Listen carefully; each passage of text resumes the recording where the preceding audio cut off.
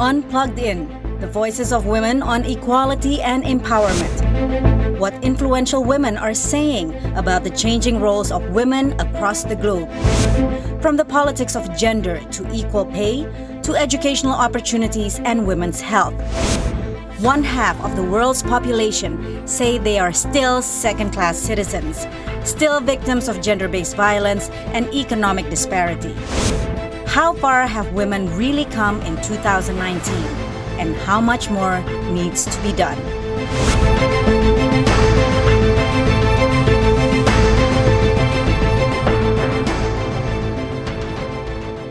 Hello and welcome to Plugged In. I'm Patsy Widakuswara, filling in for Greta Van Susteren.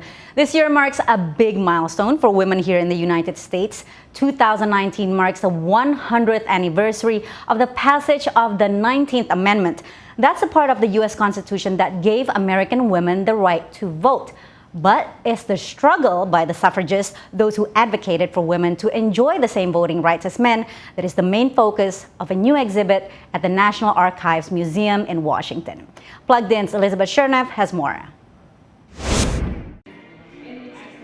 The National Archives in Washington retains some of the most important pieces of American history, like the 19th Amendment, which the U.S. Congress passed nearly a century ago. Almost 100 years ago, the 19th Amendment became law, prohibiting states and the federal government from denying the right to vote to American citizens on the basis of sex. And here at the National Archives, we're really proud to commemorate this important anniversary. From pioneer suffragists like civil rights activist Ida B. Wells Barnett to the countless women who made a difference in their diaspora communities, the Rightfully Hers exhibit shows visitors what it took for women across America to be able to vote. Even before securing that right, women were active participants in American democracy. Like Jeanette Rankin of Montana, who won a congressional seat in 1916 before the 19th Amendment passed, and she wasn't alone. Many women served their country during World War I, working for the Red Cross. And the tradition of women supporting political causes and candidates endures to this day. While highlighting landmark victories of the past, Rightfully Hers also focuses on the challenges still facing voters today.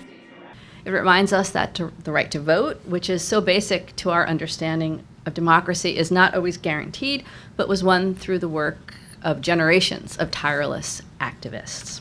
Curator Corrine Porter says she hopes the message of the exhibit resonates with women globally. Your power to vote is also your voice in government, and so I think that's true around the world. And so certainly I hope that for the women of the world, they see that and vote if they can and continue to press for their voting rights if they can. From the past to the present, women participating in democracy continues to be a time-honored American tradition. Elizabeth Chernev, VOA News, Washington. Participating in democracy and speaking out for change is not a uniquely American tradition. Women around the world are also demanding equality. They want the same rights as everyone, the right to an education, the same pay as men, and the right to make their own health decisions. And they are getting help from some very influential people, including Melinda Gates, co-chair of the Bill and Melinda Gates Foundation. Plugged In's Lenore Mudu spoke with Melinda Gates about her conversations with women around the world and about her new book, The Moment of Lift: How Empowering Women Changes the World. Well, I have met so many women and families over 20 years of foundation travels to many, many, many countries. And the stories these women have shared with me about their lives have called me to action. And I wanted to write a book that would call others to action, because I believe that equality can't wait. When we make women equal in society, it lifts up their family and society, and we need to make sure that we really get true equality for women all over the world. So when we talk about equality for women, how would you describe it? What are some of the basic steps? To me, equality for women shows up when they have their full voice and their full decision-making authority in their home, in their community, and in their workplace. If we can make sure women have that, you will have true equality in society for all women. So why did you think of this title, The Moment of Lift? What is the moment of lift? Well, when I was a little girl, my dad was an Apollo engineer, and he worked on that first mission that went up to space. And my sister and I would get to be in our jammies late at night watching that rocket take off. And I love that moment when the engines were ignited and the earth was shaking and rumbling, and that rocket would lift off against the forces of gravity that pushed it down and head off to the moon. And I thought about women, and I have thought about all the barriers that hold us down in various societies. And if we could remove those barriers, we would get this moment of lift for women and men all over the world. And let's talk about some of those barriers. You've traveled around the world working and empowering women and girls. What are some of the commonalities you were able to see, to witness? Well, I see so many women that if we allow them as a world to have access to contraceptives, what we know from society after society around the world is once a woman has access to contraceptives, she can time and space the births of her children, she can continue her education, she can work in the workforce if she chooses. Her kids are healthier, she's healthier, the family's wealthier and better educated. So that barrier, every society has to make the transition through contraceptives first. If women have access to contraceptives and their kids and they have good health, the next barrier you have to remove is education. Because when women are educated, it changes absolutely everything in their family and even the decisions they make and what they go do in the world. So you went to an all-girls Catholic high school, so did I actually. And one of the things that I can remember is contraceptive is not part of the discussion, not very often at least. So what prompted you to really turn your interest into enabling women to have access to contraceptive and as well as family planning? Why is it such an important part of your work? Yes, so I was meeting so many women around the world, and I would be there to talk about vaccinations for their children, which they were thrilled to talk about. They said, I walked 10 kilometers in the heat to get them, I know the difference. But when I turned the questions and let them ask questions of me, they would say, but what about my health? What about that contraceptive that at this little clinic I can get vaccines, and I used to be able to get contraceptives and now I can't? And it was through these rallying calls from women saying, why isn't the world allowing us to have these anymore, that I came to learn and realize the difference they make in women's lives. And 200 million women are asking us as a world for contraceptives. It's a very inexpensive tool. We use it in the United States. More than 90% of women use it in the United States and in Europe. And yet if we don't allow women to have that tool, we don't provide it, they can't lift themselves out of poverty. And so I started to realize that was a really important piece of the work. And you say in the book, as you worked to empower women, others have empowered you. How so? I think by other women sharing the stories of their lives, I would often be coming back from various countries in Africa, Malawi, Mozambique, Tanzania, Senegal, and as I was flying home, I kept thinking of all these barriers I would see holding women down in Africa. And I would across the continent, and I would think, oh, if women could only have this barrier removed or that. But it was then their stories that helped me turn the question back on the US and say, how far are we really in the United States? Okay, we've made some distance, but less than 25% of people in Congress are women. Less than 5% of Fortune 500 CEOs are women. If a woman wants to start a business in the United States, less than 2% of venture capital funding goes to women-led businesses. So they helped me see, call to action what needs to get done around the world, not just in their own countries and where we can help and intervene, but really in our own country too, in the United States. So you talk about stories of women in the book. You also bring some of your stories in the book, and you are known to be a private woman. Why was it so important for you to share your own stories? You talk about abuse and other stories. Why did you do that? Yes, so in this book, even though I'm incredibly private, I decided to be pretty vulnerable, quite vulnerable. That was not an easy decision, but I share stories of my own personal journey because they are the stories also of millions of other women. So this story that I do tell of abuse that I experienced, it silenced me. I lost my self-confidence. And we know millions of women around the world are in relationships where they're being abused. Women tell me about it when I go in villages. I hear about sexual harassment in the workplace in many places in the United States. It's a spectrum, but any type of harassment holds a woman back. It pushes her back into her corner, and she doesn't get her voice, or she doesn't feel confident to take a decision. So I choose to share a story like that and my own climb to equality to let everyone know it is possible. I would like to read something from the book. You write, the first time I was asked if I was a feminist, I didn't know what to say because I didn't think of myself as a feminist. 22 years later, I am an ardent feminist. Feminism is a word that is celebrated by some and make others cringe, even some women. So what is feminism to you? How are you a feminist? Feminism is when a woman has her full voice and her full decision-making authority wherever she is in her life, in her home, in her community, and in her workplace. If she has her voice and can take any decision, then she is fully empowered. And if you believe that, then you are a feminist, in my opinion. Empowering women and listening to their stories is a frequent topic of conversation on Voice of America's newest talk show called VOA Our Voices. The 30-minute TV show that airs in 49 African countries tackles issues that matter to women throughout the continent of Africa. Haiti Adams Fitzpatrick is one of the co-hosts of VOA Our Voices. She's originally from Cape Town, South Africa. She experienced apartheid firsthand as well as women's rebellion against it. She joins me now in our Washington studio. Haiti, I am a big, giant fan of your show. You have such a unique vantage point of what it means to be an empowered woman in the eyes of your audience, the women of the African continent. Share with us your perspective. Well, yeah, and I think one of the great honors of being on the show is that we know how to connect with women, because we don't just bring our professional experience to the table, but we also bring our lived experience. And I think that is the key that helps us connect with women. And we're hoping to connect with men as well, because I believe that every issue in society that affects women, and everything that affects women affects men. It affects children, it affects families, communities, economies, and we can go out from there.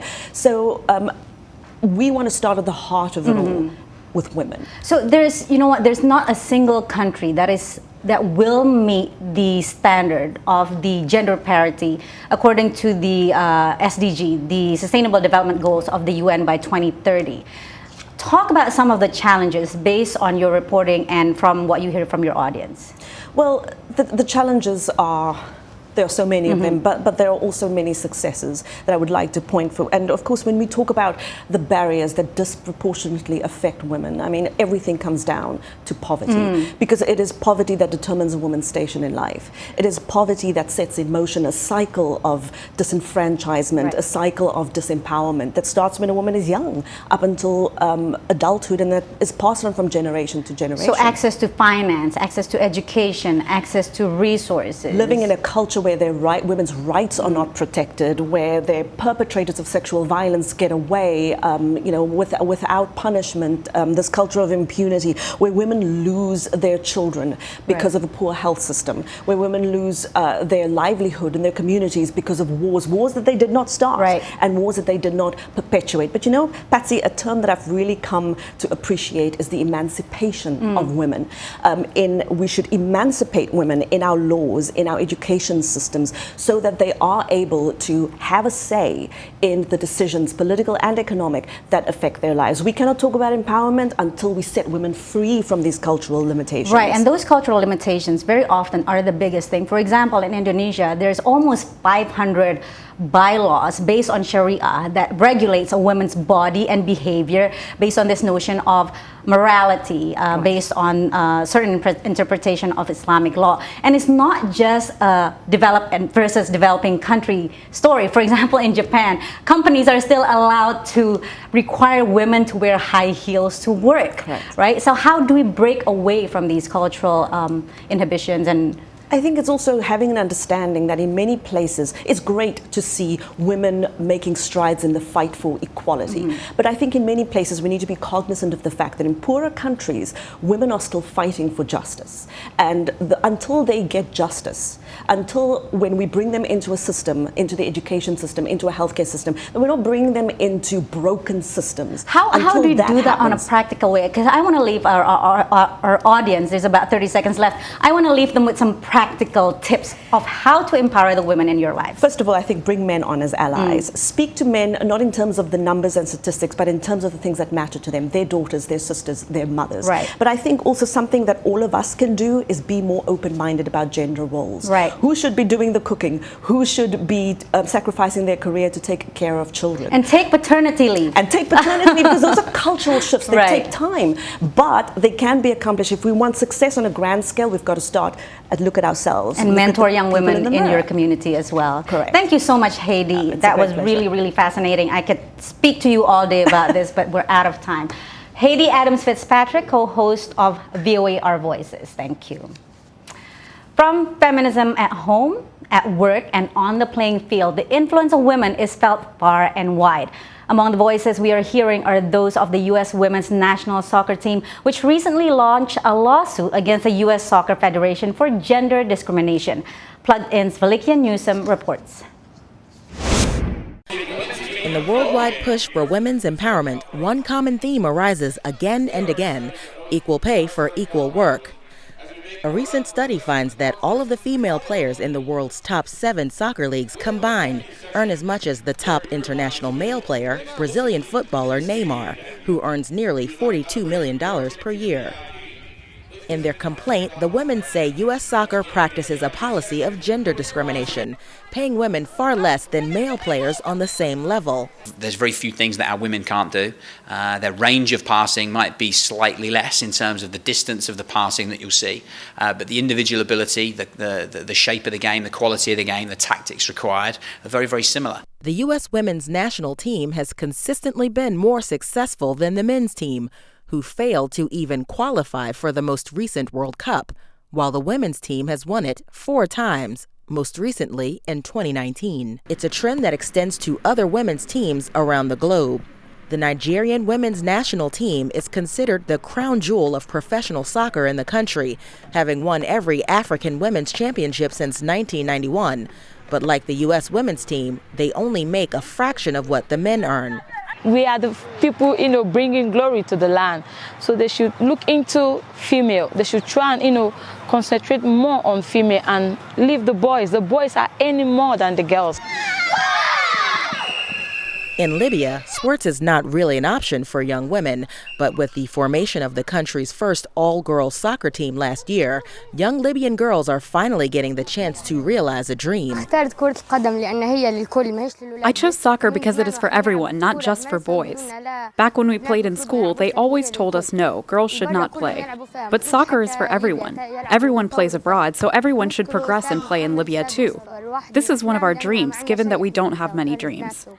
With the eyes of women around the world fixed on the achievements of one another, the issue of equal pay is an important one for the U.S. women's national team, and they are using their platform on the playing field to demand equality for all. Valikia Newsom, VOA News. Despite some of the challenges we face, women around the globe do aspire and quite often succeed in positions of power that in the past were usually reserved for men. Case in point, British Prime Minister Theresa May, who was first elected as a Member of Parliament in 1997 and quickly rose up in the ranks of the Conservative Party, first as Home Secretary, then leader of the party, and in 2016 as the United Kingdom's head of state. But her tenure as Prime Minister has not been without setbacks. She survived most of them except the biggest one, her failure to deliver on Brexit. But is it failure that defines who we are? I was in London recently where I spoke with Britons about Theresa May's unique brand of empowerment. A D-Day commemoration, and a state visit by an American president. A few of the final items on Prime Minister Theresa May's calendar before she resigned as Britain's Conservative Party leader on June 7th. The second female Prime Minister, but certainly not the last. I do so with no ill will, but with enormous and enduring gratitude to have had the opportunity to serve the country I love. It's easy to feel empowered in moments of success, but when one's biggest claim to fame is not being able to deliver what voters asked for, it's a big fail, according to one Conservative commentator. Britain needs a new Prime Minister who can deliver Brexit and who can better represent the British people on the world stage. I think that Theresa May has had that opportunity. She has not been a success. May's failure on Brexit leaves behind a bitterly divided country and the loss of her party's majority in Parliament. It's a failure that also overshadows May's strong track record on women's issues, including ending the practice of female genital mutilation in the UK and co-founding Women to Win, a Conservative Party alliance that urges more women to run for public office. Most Britons have strong opinions about May's policies, but they seem to agree on one thing. We have to give her respect for perseverance. The policies and what she's thought about it and what she wants to do about the Brexit, I think is rubbish, to be quite honest. I just think she's had tenacity all the time to get through this Brexit, and she didn't vote Brexit, but she's done it. Some have already placed May among the ranks of Britain's worst prime ministers. Why we will never... excuse me. And yet, despite her failings, even her worst critics will admit that the Prime Minister has already distinguished herself through her dignity under fire and grace under pressure, even as she steps down in defeat. Her admirers say that, too, is a mark of power. We are living through an important... From the halls of power at 10 Downing Street to the house at 1600 Pennsylvania Avenue, women have played a big role in shaping a country's identity, more often than not behind the scenes. Among the most influential in American politics was First Lady Barbara Bush, the matriarch of two presidencies. First for her husband, our 41st President George H.W. Bush, and again as the mother of our 43rd President George W. Bush. Greta recently spoke with Barbara Bush biographer Susan Page about the First Lady's remarkable life and her outsized influence inside the White House. It was the first campaign I ever covered, the first presidential campaign. I've now covered 10 of them, but that was the first one. I was a reporter for Newsday, and one of the people I spent a lot of time covering that year was George Bush. And what did you think of her when you first met her? I thought she was really scary. That's what I was going to say. Everyone is terrified of her. I mean, she was lovely. But there was something about she still scared all of us and all of us journalists. Well, she was lovely and also tough. And this is something, you know, people who worked for her husband and for her son, of course, who also became president, George W. Bush, were scared of her.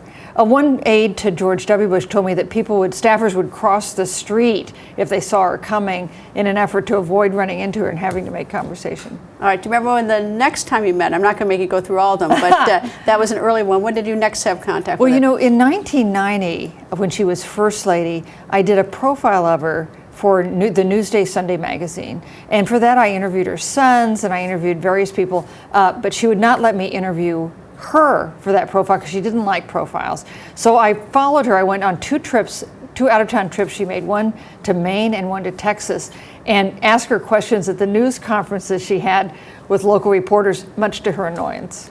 You know, all the first ladies are so profoundly different, but for me, it's like she was a character. She was strong-minded. She had her own views about things. She was blunt. And you know what? Americans really liked her. She was among the most popular first ladies we've ever had. For several years, she was #1 on the list of the women Americans admire most. I once interviewed her husband, President Bush 41. It was after he left office, and she stood and stared at us. And it was sort of unnerving because it was like she was the guard. Well, when I interviewed George Bush after he left the White House at the library. That's the second Bush president. No, the first Bush president. Okay. Her husband. I interviewed him at his library after he left office. And he said, "Oh, let me show you where we live here." And he took me to the apartment that had been built near the library for them to live in. And we walk in and she sees what he's doing and she was not pleased. You know, in some ways, though, being First Lady is being a prisoner. Yeah. You don't get a salary. You don't have a portfolio of what you're supposed to do. And every time you come outside, we journalists ask questions. So she thought, she didn't like the fact that her comments were dissected. And she did occasionally get in trouble about things that she said, but she liked the fact that she had influence over things she cared about. So she cared about literacy, and she drew a lot of attention to adult illiteracy when she was First Lady. She cared about the stigma surrounding people who had AIDS and did a lot to combat that stigma, using the platform that she had at the White House to do that. Her interest in literacy, though, it wasn't just confined to when she was First Lady or even wife of the Vice President before that. To the day she died, the Barbara Bush Literacy Foundation. She was still working on that. I remember one time she said to me, if you can't sign your name, you can't fill out a job application. That's right. She believed that if you addressed literacy, you could do something about a lot of different social problems. And one of the interesting things about her, when she was focused on literacy, she didn't focus on literacy for first graders, for cute little kids who are learning to read. She focused on adults who had missed their chance for one reason or another to learn to read. Adults who were in prison, or who were homeless, or who were immigrants. So they weren't the easy people to feel nice about if you taught them literacy. They were the hard cases that it made a big difference in their life if they could learn to read. We often felt, or at least I felt, that Nancy Reagan, who preceded her as First Lady, married to President Reagan, had a huge influence on him and on President Reagan. Did you have a sense that First Lady Barbara Bush had an influence on President Bush? I think it changed over their marriage. They were married for 73 years, the longest presidential marriage in American history. Early on, she had a very traditional role where he called the shots, but she became more and more influential over time. So in the 80 campaign, the first one I covered, she was not an important advisor to him. But by the 1988 campaign, the campaign that put Bush in the White House, she was an important political advisor to him. And by 1992, when he ran for re-election, he was practically trying to ride her coattails, because by then she was more popular with Americans than he was. Did she have any influence on her son, who later became president, in terms of policy? She did. And here's an example. I mentioned that she cared a lot about the issue of AIDS. Well, one of the greatest parts of George W. Bush's legacy, the son's legacy, is his program to address and deal with AIDS in Africa. And George W. Bush told me that in part reflected the interest that his mother had had over the years in trying to do something about that health crisis. He's always said he's more like his mother, Barbara Bush, than his father, George H.W. Bush. So true. He looks just like his father, but he acts just like his mother. They're both impulsive and sharp and funny and caustic. That's one reason they were both so close, and one reason why they sometimes clashed. When you sat down to interview her, beginning for the book, was she open, or did she start pretty much keeping you at bay? So I had this first interview. I didn't know if I'd have a second. So it was as though I had arrested her and had her in the back of a police station. Because if it was the only interview I had, there were a bunch of things I wanted to ask her about. And actually, I think she kind of liked it. So we went through things like Nancy Reagan. We talked in that first interview about Nancy Reagan? First interview, because I didn't know if I'd be back. Who knew if I'd be invited back? In the first interview, she talked about the impact of the death of her daughter, Robin, when Robin was 3 years old and her mother was 29 years old. We went through a lot of tough material in that first interview. And at the end of it, I said, "Can I have a second?" And thank goodness she said yes. Robin, who died of, was it leukemia? As an infant? I spoke with President Bush 41 many years after he left the White House, and he still got all choked up in grief 40 plus years later about the death of that child. I concluded, and I didn't know this when I started the book, that this was the defining event of Barbara Bush's life, the death of her daughter. Robin was 3 years old, died of leukemia, a disease that Barbara Bush had never heard of, after 6 brutal months of treatment, and it changed a lot of things for Barbara Bush. When I interviewed her in her home in Houston, she had a pastel drawing of Robin that was hanging in the corner of the living room in a place where she could see it if she looked up from the chair where she always sat. That's all the time we have for today. Stay plugged in by liking us on Facebook at Voice of America. You can also like Greta's Facebook page at facebook.com/Greta and follow her on Twitter at Greta and myself at P. Widakuswara. Thank you for being plugged in.